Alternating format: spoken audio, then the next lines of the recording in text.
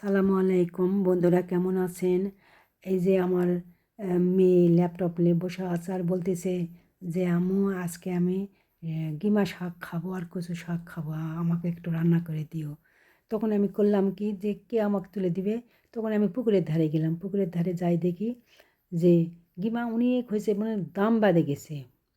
আমি এখন করেছি কি সাইডে কেবল হালে ছকটা হাত দিব, হাত দিতে কি না দিতে একটা ঝাপা ব্যাং উপর ঠ্যাঙ্গের উপর দিয়ে মনে করে পা পেরে ঝপাত করে চলে গেছে, প্রসাব করে দিছে। এই তো আমি শিগরে উঠেছি, উঠে তো আমি ওখানেই পড়ে গেছি। সাইডে আমার দেবর ছিল আর আমার যা ছিল, ওরা এখন কোথায় কী হলো কী হলো কী হলো এই কয়ে সব দুজনাই দৌড়াকে দেখে। আমি তো পড়ে যাই, ব্লককে বসেও আছি, শরম লাগিছে। এইদিকে আমার যা হাসতে হাসতে, আমার দেবরটা হাসতে হাসতে বলতেছে ভাবি কী করবে আসেন এখানে।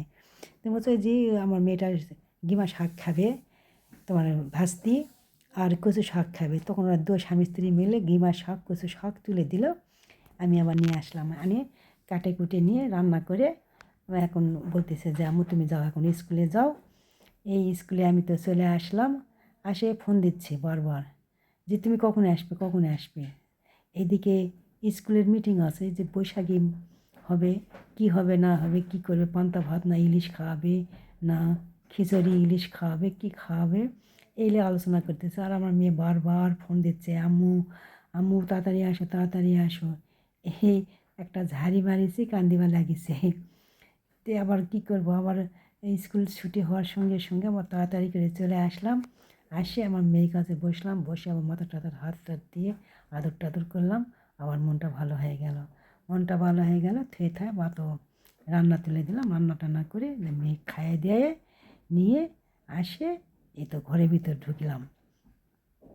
এই সন্ধ্যায় আমার মেয়ে এখন বলে যে মা তুমি এখানে এসে বসে থাকো, আমি একটু পড়তে বসবো। এটা কি সম্ভব, আমি কীভাবে বসবো? তারপরেও অত বড় মেয়ে, ভার্সিটি পড়া মেয়ে, তারপরেও কাছে যায় বসে থাকতে হয়। তো বন্ধুরা, সন্তানই বড় হোক আর ছোটো হোক। তো ভালো থাকবেন, আবারও দেখা হবে। আল্লাহ হাফেজ।